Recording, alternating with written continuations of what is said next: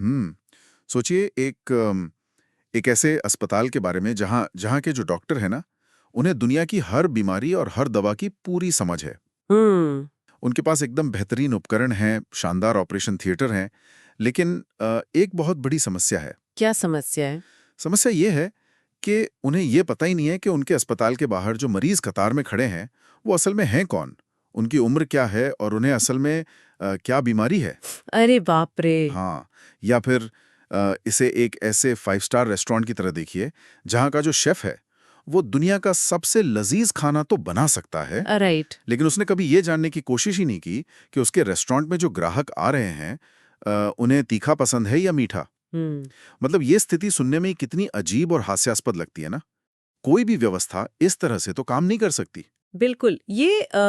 ये बहुत ही सटीक उदाहरण है, क्योंकि देखिए बिना ये समझे कि किसी भी सेवा या सुविधा का जो अंतिम उपभोक्ता है, यानी जो हमारा एंड यूजर है, वो कौन है, तो वो पूरी व्यवस्था सिर्फ एक खाली ढांचा बनकर रह जाती है। एकदम सही बात है। आप कितनी भी बेहतरीन चीजें क्यों ना बना लें, अगर वे सही इंसान तक सही समय पर नहीं पहुंच रही, तो उनका कोई मोल नहीं है। ये तो एकदम बिना लक्ष्य के तीर चलाने वाली बात हो गई। और सबसे दिलचस्प बात यह है कि यही सटीक तर्क हमारे आज के विषय पर पूरी तरह लागू होता है। अक्सर जब पुस्तकालय यानी लाइब्रेरी का जिक्र होता है, तो दिमाग में एक बहुत ही शांत और बड़े से कमरे की तस्वीर उभरती है। हाँ, वो एकदम सन्नाटे वाला कमरा। राइट, जहाँ छत तक लकड़ी की अलमारियां हैं और उन पर धूल खाती हुई हजारों किताबें बस सजा कर रख दी गई हैं। लोगों को लगता है कि लाइब्रेरी सिर्फ किताबों को सहेजने का एक गोदाम है। हम्म। लेकिन आज हम जिस विषय की गहराई में जा रहे हैं, वो इस पुरानी धारणा को पूरी तरह से पलट कर रख देगा। हम आकाश यादव द्वारा तैयार की गई अध्ययन सामग्री और उनके एक बहुत ही शानदार फ्रेमवर्क पर चर्चा कर रहे हैं, जो जो यूनिट 2 क्लास 9 के स्लाइड डेक पर आधारित है। हाँ, आकाश यादव का वो स्लाइड डेक। बिल्कुल। और ये पूरा विषय लाइब्रेरी एंड इंफॉर्मेशन साइंस के इर्द-गिर्द घूमता है। ये विषय जितना साधारण लगता है ना, असल में ये मानव मनोविज्ञान, व्यवहार और सूचना प्रबंधन का उतना ही जटिल और दिलचस्प कॉकटेल है। मैं बता रही हूँ, आकाश यादव का ये जो फ्रेमवर्क है ना, ये मुझे निजी तौर पर बहुत प्रभावित करता है। अच्छा, क्यों? क्योंकि ये सिर्फ किताबी सिद्धांतों की बात नहीं करता, ये विषय को एक बहुत ही व्यवहारिक नजरिए से देखता है। इसका मुख्य जोर इस बात पर है कि कोई भी पुस्तकालय किताबों से नहीं, बल्कि इंसानों से बनता है। राइट, इंसानों से बनता है। एग्जैक्टली अगर उस इमारत से हम उपयोगकर्ताओं को निकाल दें, तो वो सिर्फ कागज और स्याही का एक निर्जीव संग्रहालय बनकर रह जाएगी। और यही हमारी आज की इस चर्चा का मुख्य मिशन भी है, ये समझना कि कोई भी यूजर या उपयोगकर्ता पुस्तकालय का केंद्र कैसे होता है। तो आकाश यादव के फ्रेमवर्क के अनुसार ना, हम इस पूरे इकोसिस्टम को 3 बड़े हिस्सों में बांटकर समझ सकते हैं। आप वो 3 स्तंभ। हाँ, पहला है उपयोगकर्ताओं के प्रकार, दूसरा है उन उपयोगकर्ताओं का अध्ययन करना, और तीसरा उन उपयोगकर्ताओं को शिक्षित और सशक्त बनाना। तो चलिए फिर बिना देर किए सबसे बुनियादी सवाल से शुरू करते हैं। बिल्कुल, मेरा भी यही सवाल था कि एक लाइब्रेरी में आखिर आता कौन है? मतलब हमें तो लगता है कि जो भी अंदर आया वो बस पाठक है, लेकिन वर्गीकरण इतना सीधा नहीं होता है ना? सीधा तो बिल्कुल नहीं है। पुस्तकालय विज्ञान में ना, जब हम उपयोगकर्ताओं का वर्गीकरण करते हैं, तो वो इस आधार पर बिल्कुल नहीं होता कि वो कैसे दिखते हैं या उनकी उम्र क्या है। तो फिर आधार क्या होता है? वर्गीकरण का मुख्य आधार हमेशा आवश्यकता होती है, यानी उनकी नीड। हर इंसान जो उस दरवाजे से अंदर आ रहा है ना, वो किसी खास मकसद से आता है। इस स्लाइड डेक में मुख्य रूप से 5 तरह के उपयोगकर्ताओं की पहचान की गई है। 5 तरह के हैं। ओके। हाँ। पहले है हमारे छात्र, दूसरे हैं शिक्षक या फैकल्टी, तीसरे हैं शोधकर्ता यानी रिसर्चर्स, चौथे हैं सामान्य पाठक, और पांचवें वर्ग में विशेष उपयोगकर्ता आते हैं। विशेष उपयोगकर्ता मतलब? जैसे दिव्यांगजन हो गए, बच्चे हो गए या वरिष्ठ नागरिक। मैं इसे थोड़ा और बेहतर तरीके से समझना चाहता हूँ। अगर हम उसी रेस्टोरेंट वाली एनालॉजी पर वापस जाए ना, तो एक पुस्तकालय मुझे एक मल्टी कुजीन रेस्टोरेंट की तरह लगता है। मल्टी कुजीन रेस्टोरेंट दिलचस्प है। हाँ, क्योंकि जहाँ हर टेबल पर बैठे ग्राहक की मांग एक दूसरे से एकदम अलग है। मान लीजिए एक छात्र है जिसके अगले हफ्ते फाइनल एग्जाम्स है। उसे कोई बहुत गहरी रिसर्च तो करनी नहीं है। नहीं, उसे तो बस पास होना है। एग्जैक्टली। उसे तो बस एक रेगुलर थाली चाहिए, यानी उसकी टेक्स्ट बुक्स मिल जाएं, पिछले साल के क्वेश्चन पेपर और नोट्स मिल जाएं जो जो उसे तुरंत और आसानी से मिल जाएं। हाँ, और उसे वो सब बहुत ही कम समय में चाहिए क्योंकि उसके पास वक्त की बहुत कमी होती है एग्जाम्स के दौरान। सही कहा। अब उसी रेस्टोरेंट में यानी उसी लाइब्रेरी में एक शोधकर्ता भी बैठा है। वो छात्र से एकदम अलग है। वो वहां कोई रेगुलर थाली खाने नहीं आया है। बिल्कुल नहीं। उसे एक बहुत ही खास स्पेशलिटी डिश की तलाश है। शायद कोई ऐसा दुर्लभ ऐतिहासिक दस्तावेज या कोई विदेशी जर्नल जिसे ढूंढने में बहुत समय लगता है। उसकी जरूरतें बहुत ही विशिष्ट और उन्नत हैं। हम्म। और फिर एक सामान्य पाठक भी है जो सिर्फ अखबार या मैगजीन पढ़ने आया है। जैसे कोई कैफे में बस कॉफी पीने आता है ना, वैसी। हाँ, बस रिलैक्स करने के लिए। राइट। तो मेरा सवाल यहाँ यह है कि क्या एक ही छत के नीचे, एक ही बजट और सीमित संसाधनों के साथ इन सभी अलग-अलग जरूरतों को संतुलित करना असंभव नहीं है? मतलब प्राथमिकता किसे दी जाती है? देखिए, यही तो एक लाइब्रेरियन की सबसे बड़ी चुनौती है और मैं तो कहूंगी उसकी कला है। ये संतुलन साधना ही पूरी व्यवस्था की सफलता तय करता है। अगर आप आकाश यादव के स्लाइड डेक के प्रश्नोत्तरी वाले हिस्से को देखें जो एमसीक्यू पार्ट है, हाँ, एमसीक्यू सेक्शन। तो उसमें एक बहुत ही स्पष्ट विरोधाभास नजर आता है। एक तरफ ये माना जाता है कि छात्र किसी भी शैक्षणिक पुस्तकालय के प्राथमिक उपयोगकर्ता होते हैं। क्योंकि संख्या में वो सबसे ज्यादा होते हैं, राइट? बिल्कुल, संख्या के हिसाब से वे सबसे बड़ा हिस्सा है। लेकिन दूसरी तरफ पुस्तकालय की बौद्धिक गहराई और उसके संसाधनों की असली परीक्षा तब होती है जब कोई शोधकर्ता अपनी वो विशेष मांग लेकर आता है। अच्छा, तो मतलब भीड़ भले ही छात्रों की हो, लेकिन लाइब्रेरी का असली टेस्ट शोधकर्ता लेते हैं। एग्जैक्टली। इसे इस तरह कह सकते हैं, छात्र पुस्तकालय के रूटीन संसाधनों का उपयोग करते हैं, लेकिन जो शोध करता है वो ये तय करते हैं कि पुस्तकालय की जड़ें कितनी गहरी हैं। बहुत बढ़िया पॉइंट है। एक सफल पुस्तकालय को ना उस छात्र की गति और उस शोधकर्ता की गहराई दोनों को एक साथ साधना पड़ता है।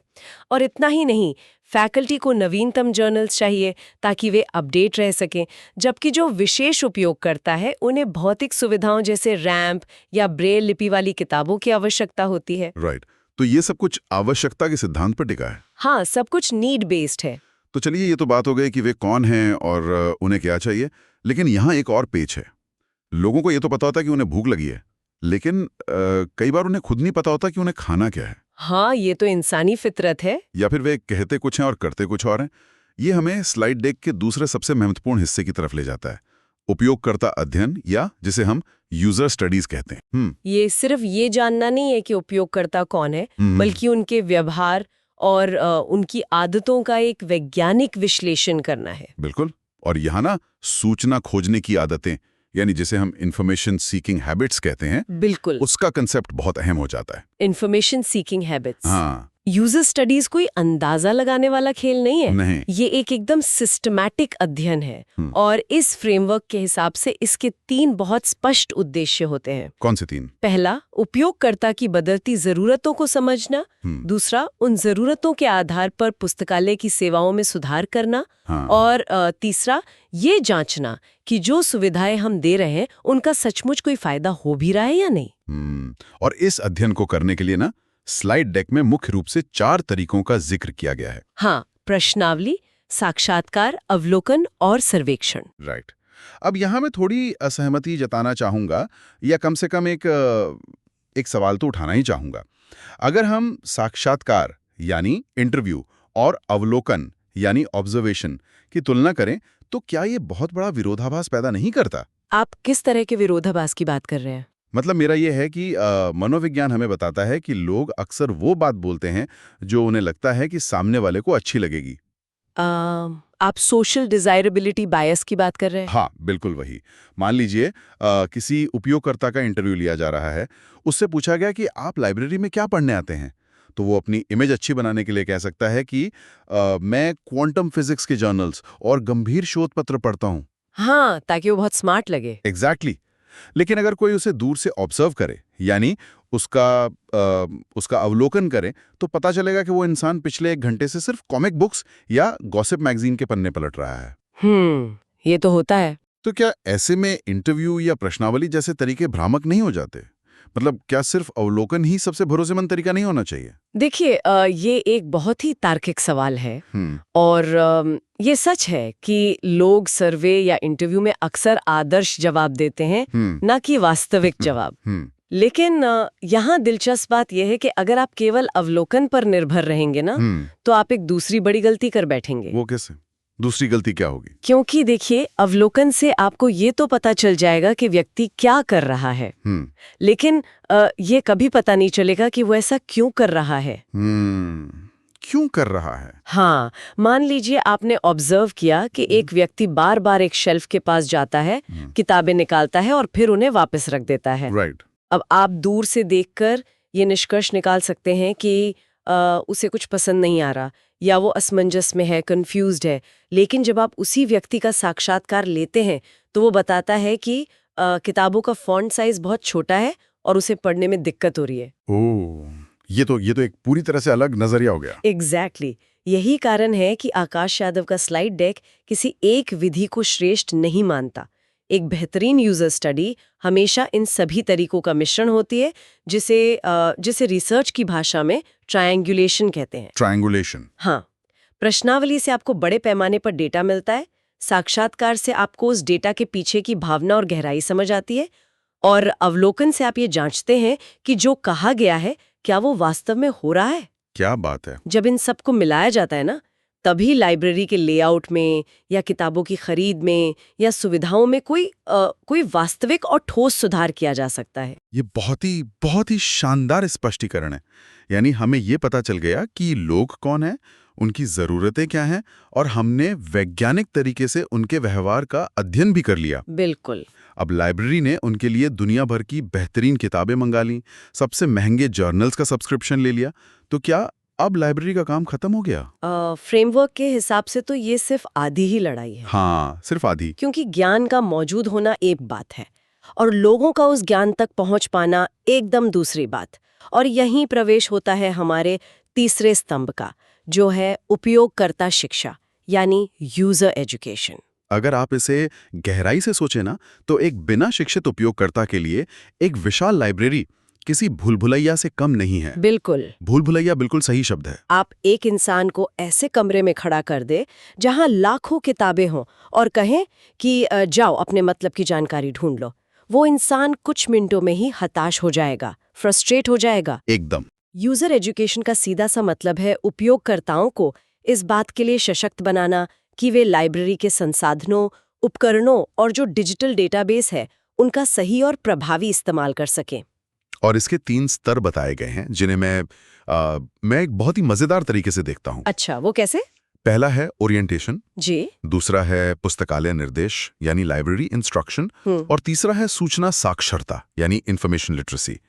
इसे अगर हम जीपीएस और नेविगेशन की एनोलॉजी से समझे ना, तो ओरिएंटेशन का मतलब है किसी अजनबी को नए शहर के दरवाजे पर खड़ा करके उसे पूरे शहर का एक नक्शा थमा देना।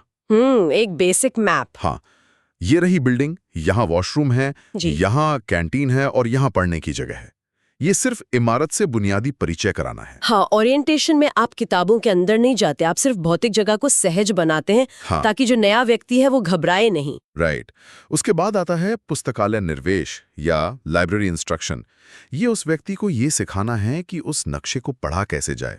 नक्शा पढ़ना। हाँ, मतलब लाइब्रेरी के अंदर कैटलॉग कैसे काम करता है, अगर किसी किताब पर कोई खास नंबर लिखा है तो उस वर्गीकरण प्रणाली यानी क्लासिफिकेशन सिस्टम का मतलब क्या है, ये उन्हें औजारों का उपयोग करना सिखाता है। बिल्कुल। लेकिन जो तीसरा स्तर है, सूचना साक्षरता, वो सबसे ज्यादा उन्नत है और आज के समय में शायद सबसे महत्वपूर्ण है। सही कहा। सूचना साक्षरता को आप उस व्यक्ति को अपना खुद का जीपीएस इस्तेमाल करने और अपना रास्ता खुद बनाने के लायक बनाना कह सकते हैं। एग्जैक्टली। ये सिर्फ इसे एक भौतिक लाइब्रेरी तक सीमित नहीं है। सूचना साक्षरता का मतलब है व्यक्ति में वो कौशल विकसित करना जिससे वो इंटरनेट के असीम महासागर में भी सही, प्रामाणिक और सटीक जानकारी ढूंढ सके। मैं यहाँ इसमें एक और परत जोड़ना चाहूंगी। आज के समय में ना सूचना ढूंढना उतनी बड़ी चुनौती नहीं है जितनी बड़ी चुनौती सही सूचना को पहचानना है। फेक न्यूज के जमाने में। बिल्कुल। इंटरनेट पर तो टाइप करते ही लाखों नतीजे आ जाते हैं। सूचना साक्षरता दरअसल उस शोध कौशल या रिसर्च स्किल को विकसित करने की ट्रेनिंग है जिससे उपयोगकर्ता ये समझ सके कि कौन सा स्रोत विश्वसनीय है और कौन सा नहीं। राइट। ये उसे आत्मनिर्भर बनाता है। और जैसा कि स्लाइड डेक के प्रश्न भी स्पष्ट करते हैं, जैसे क्वेश्चन 6 और 7 ओरिएंटेशन से लेकर सूचना साक्षरता तक, ये पूरी प्रक्रिया अनिवार्य रूप से प्रशिक्षण आधारित है, यानी ट्रेनिंग बेस्ड है। लेकिन यहाँ एक सवाल मन में आता है। कुछ लोग कह सकते हैं कि अगर मैं एक शोध करता हूँ और मुझे कोई जानकारी चाहिए तो मैं खुद क्यों ये सब सीखूं? लाइब्रेरियन का काम ही क्या है फिर? वो मेरे लिए जानकारी खोजकर क्यों नहीं ला देता? ये तो वही पुरानी कहावत हो गई ना, किसी भूखे को एक दिन मछली खिलाने से बेहतर है उसे मछली पकड़ना सिखा देना। हाँ हाँ, बिल्कुल। अगर लाइब्रेरियन हर एक व्यक्ति के लिए खुद जानकारी ढूंढने लगेगा तो पूरी व्यवस्था चरमरा जाएगी। किसी के पास इतना वक्त नहीं है। उपयोगकर्ता शिक्षा का लक्ष्य लोगों को स्वतंत्र और सशक्त बनाना है ताकि वे जीवन भर खुद सीख सकें। ये संसाधनों के उपयोग को बेहतर बनाने का सबसे प्रभावी तरीका है। So what does this all mean? मतलब अब हमने अध्ययन और शिक्षा दोनों पहलुओं पर विस्तार से चर्चा कर ली है, लेकिन आकाश यादव के स्लाइड डेक में इन दोनों के बीच एक बहुत ही स्पष्ट और आसान अंतर समझाया गया है, जो इस पूरी चर्चा का एक तरह से निचोड़ भी है। हाँ, और परीक्षा के नजरिए से इसे याद रखने की एक बहुत ही शानदार ट्रिक भी दी गई है। वो ट्रिक वाकई इस पूरे विषय का सार है। बिल्कुल। वो ट्रिक ये है कि यूजर स्टडी का अर्थ है उपयोगकर्ताओं को समझना, और ये पूरी तरह से शोध आधारित या रिसर्च बेस्ड है। ये लाइब्रेरी के लिए है ताकि वो खुद में सुधार कर सके। इसके उलट यूजर एजुकेशन का अर्थ है उपयोगकर्ताओं को सिखाना। ये पूरी तरह से प्रशिक्षण आधारित है या ट्रेनिंग बेस्ड है। एकदम सही। आसान शब्दों में कहे तो एक का काम पुस्तकालय की सेवाओं को सुधारना है, जबकि दूसरे का काम उन सेवाओं के उपयोग को बढ़ाना है। ये एक बहुत ही संतुलित इकोसिस्टम बनाता है। एक के बिना दूसरा अधूरा है। अगर आप यूजर स्टडी करके दुनिया की सबसे बेहतरीन ऑनलाइन जर्नल्स खरीद लेते हैं, लेकिन यूजर एजुकेशन के अभाव में कोई यही नहीं जानता कि उन जर्नल्स को लॉगिन कैसे करना है, तो आपके लाखों रुपए बर्बाद है। बिल्कुल बर्बाद है। इसी तरह अगर आप लोगों को खूब ट्रेनिंग दे दें, लेकिन स्टडी के अभाव में आपने वो किताबें ही नहीं रखी जो उन्हें चाहिए, तो भी कोई फायदा नहीं। अच्छा, इसी स्लाइड डेक के एमसीक्यू भाग से एक बहुत ही मजेदार तथ्य भी सामने आता है। कौन सा तथ्य? जब ये चर्चा होती है कि पुस्तकालय में कौन कौन आता है, छात्र, शोधकर्ता, फैकल्टी, तो बीच में एक जिक्र एक्सेशन रजिस्टर का भी आता है। हाँ हाँ, बिल्कुल। जो लोग नहीं जानते, एक्सेशन रजिस्टर वो बड़ा सा रजिस्टर होता है जिसमें लाइब्रेरी में आने वाली हर नई किताब की एंट्री की जाती है। ये कोई इंसान नहीं बल्कि कागज का एक पुलिंदा है। राइट। ये उदाहरण शायद जानबूझकर ये याद दिलाने के लिए रखा गया है कि एक लाइब्रेरी का केंद्र कभी भी निर्जीव वस्तुएं, रजिस्टर या कंप्यूटर नहीं हो सकते। केंद्र में हमेशा जीवित सांस लेते हुए इंसान ही होंगे। और अंततः चाहे वो अध्ययन हो या शिक्षा, इन सब का एकमात्र अंतिम लक्ष्य क्या है? लक्ष्य ये साबित करना नहीं है कि हमारे पास कितनी किताबें हैं। इस पूरे विज्ञान का, इस पूरी कवायद का अंतिम और सबसे महत्वपूर्ण लक्ष्य है उपयोगकर्ता संतुष्टि, यानी यूजर सेटिस्फैक्शन। User satisfaction. हाँ, अगर व्यक्ति आपके दरवाजे से बाहर निकलते हुए उस जानकारी के साथ जा रहा है जिसकी उसे तलाश थी और वो संतुष्ट है, तभी आपकी व्यवस्था सफल है। तो इस पूरी चर्चा को समेटते हुए हम ये कह सकते हैं कि आकाश यादव का ये जो यूनिट 2 क्लास 9 का स्लाइड डेक है, वो एक बहुत ही गहरी सच्चाई को उजागर करता है। लाइब्रेरी साइंस सिर्फ किताबों की जिल्द बांधने, उन्हें फंगस से बचाने या अलमारियों पर क्रम से लगाने का विज्ञान नहीं है। ये उससे कहीं ज्यादा गहरा है। बहुत गहरा है। ये इंसानी जरूरतों को समझने, उनके सूचना खोजने के व्यवहार का वैज्ञानिक विश्लेषण करने और उन्हें सही ज्ञान तक पहुंचाने का एक बहुत ही मजबूत पुल है। इमारत कितनी भी शानदार क्यों ना हो, उसका असली जीवन उसके उपयोगकर्ताओं की संतुष्टि और उनके सशक्तिकरण में ही बसता है। मैं इस बात से पूरी तरह सहमत हूं।